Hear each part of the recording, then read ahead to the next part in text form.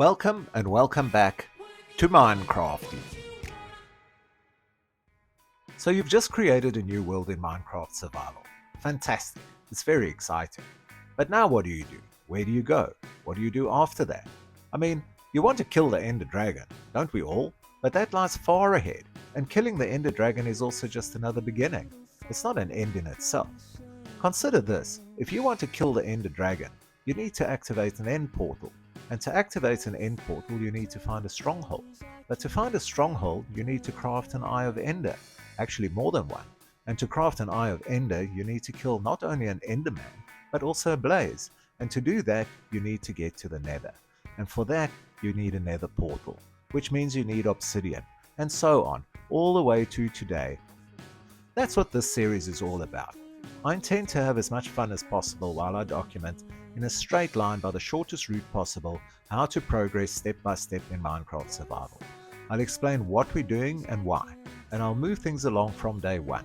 That's the cool part. You can do your own thing and come back if you need to, or just follow along.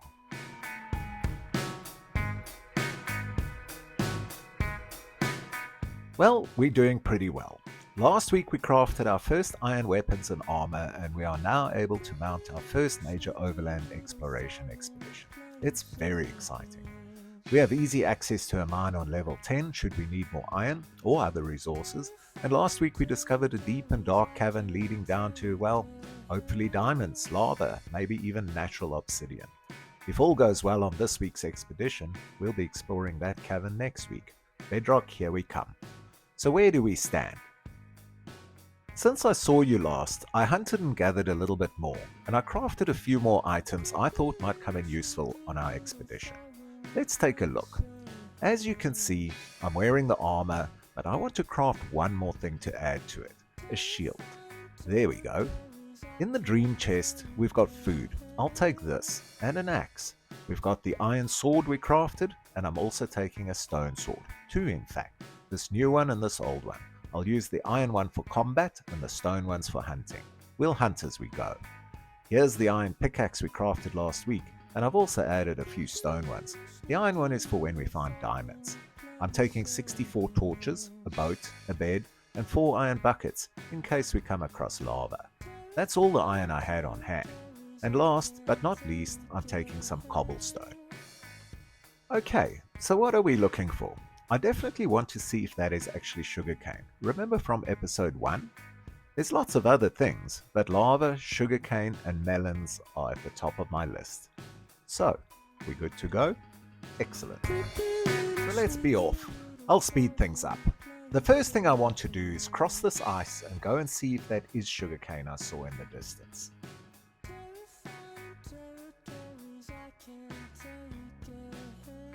Bingo, sugarcane it is. I'll just harvest the tops. When we get back to the den, I'll explain why sugarcane is so important to me. On we go. When exploring in Minecraft, you can either take your time or you can go at it hammer and tongs. I want to find as much as I can, so I'll go full tilt.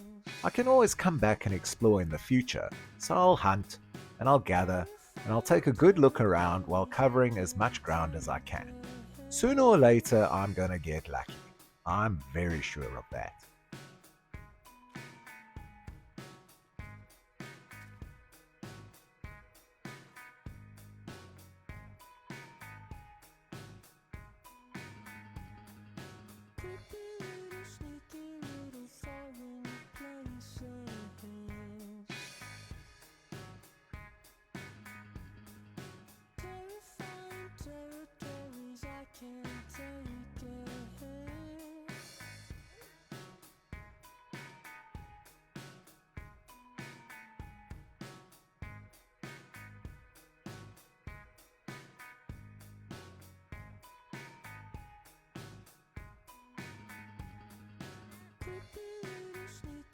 Whoa, what do we have here?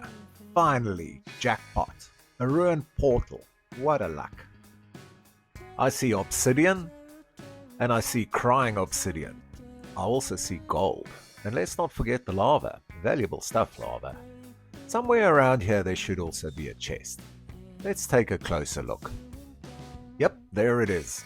And another block of gold. Let's consider. I can remove some of this lava here to access the gold. Yes, that should work. But first I'm going to make a temporary den. Then I'm going to look in the chest. I wonder what's in there. It's usually quite good. Hello, I've hit coal.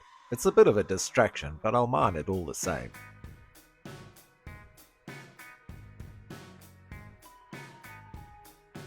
Now for the chest. The sun's getting close to setting. Wow, glistering melons, a gold chest plate. I see flint and steel and 2 blocks of obsidian.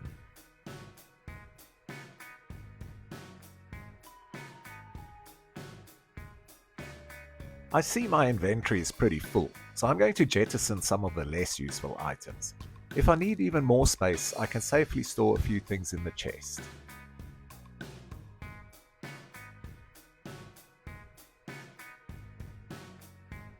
Now we can get some sleep. Hello, we've got a visitor. Let me take care of the poor thing. Cool, I've got my first gunpowder. There's also some skeletons around, or should I say, there were some around. So where were we? I want to fill these 4 buckets with lava, so for starters, I'll remove the lava next to the gold blocks. The gold blocks are protected by obsidian on the far side. Maybe I can get them out easily. I'll also check what's underneath them. I don't want them to burn up accidentally now. Also very important, use an iron pickaxe to mine the gold blocks, not stone. There we go. Job done. There's nothing more to be done here right now, so I'll have to come back.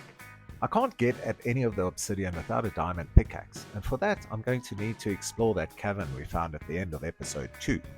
What a successful trip! Well, let's get back to the den. Remember in episode 1 we switched on show coordinates and I said it was sensible to stay near where you spawn, at least in the beginning. Well, now you can see why. I'll just head towards point 00 and we'll find ourselves back at the den. I think I'll do a little hunting on the way.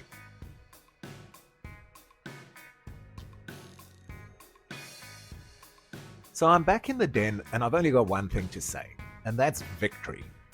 Now the only thing standing between us and the nether portal is a diamond pickaxe, and we know where to find that, don't we? So now, just like in episodes 1 and 2, I'm going to take some time to enlarge the den. We do, after all, have to accommodate a nether portal soon. I'll also plant the sugarcane, and then I'll take you on a tour and explain why the sugarcane is so important. Right, let me take you on a tour. There are more chests, that's for sure. Let's start with this area. This is where the nether portal will go. Just for fun, I traced it out in diorite. I placed the nether chest on a block of netherrack I brought back from the ruined portal, and the chest contains the 2 blocks of obsidian and the enchanted gold chestplate we found in the chest. We'll need to wear 1 piece of gold armor when we cross into the nether, otherwise the piglins will attack on sight. Over here is an alcove and a chest. More on that in a minute. The stone chest is filling up, as you can see. I did a bit more mining for iron. We needed more buckets, and mining on level 10 is so simple now. You can see I put in a few windows, and a door. I put sand in the furnace to make glass and then crafted a few glass panes, so now you can see the sugarcane I planted. It's been growing nicely while I've been running around. In the wood chest it's situation normal, except now I've got a single carrot, which came from a zombie at the ruined portal. Maybe I'll plant it in the future. Carrots can be eaten or traded with villagers, and they have other uses too. The resources chest now has the wool, surplus glass and extra doors plus the zombie flesh. For some or other reason you get 3 doors when you craft 1. Don't know why. The dream chest now has 2 flint and steel, and we'll need both of them, so that's great. There's also the gold blocks and there's some gunpowder from our trip. The flint, sticks and feathers can be crafted into arrows, but I don't have a bow yet. That's going to be a problem when we're in the cavern. The bow is extremely useful, especially against skeletons. I'm hoping to pick one up as we go along. And this new chest in the corner is for potion making. It's got a bucket of water and the glistering melons. We won't be able to make any potions until we found a nether fortress, but I just want to prepare. Let's go outside. I emptied the lava out of the buckets into this trench. It'll be fine. and I need the buckets for our trip into the cavern anyway. And here is the sugarcane, coming along nicely I see. I dug some trenches and filled them with water using the buckets. Sugarcane only grows next to water. Remember the bones I got from killing the skeletons? Well, I made bone meal from it and I used that on the sugarcane. That's why there's already so much. Let's harvest what we can and go back inside. This new chest, here next to the alcove, is for enchanting. I'm going to take this leather out and go to the crafting table. You see, with sugarcane we can craft sugar or, and this is what's so important, paper. Paper has so many excellent uses, but here and now, with paper and leather I can craft a book. You need a book, 2 diamonds and 4 blocks of obsidian to craft an enchanting table. You actually need lots of books. That's why I've planted so much sugarcane. The more books you surround your crafting table with, the stronger the enchantments. Which brings us to our trip into the cavern. We need diamonds, at least 5. 3 for a pickaxe and 2 for an enchanting table. I've put a few things in the trip chest. Let's take a look. We're going to need food, plenty of pickaxes and torches, some cobblestone and some wood. I'm taking 16 buckets. We'll need extra obsidian once we cross to the nether, just in case our portal gets damaged. We don't want to get trapped in the nether. I'm also taking 7 arrows in the hope of getting a bow. So, our objective for this week's episode was to find sugarcane, lava and melons, among many other things, and 2 out of 3 ain't bad. We found not only lava, but obsidian as well, which more than makes up for the melons. What do you think? So now we solely focused on diamonds. I know they're down there, but that's not to say we can't find all sorts of other fantastic things down there. Caverns can be deep, caverns can be fun, but caverns can also be extremely dangerous. I'm going to clear away the platform I made last week. Well, next week we're going down there, and you know, I can't wait.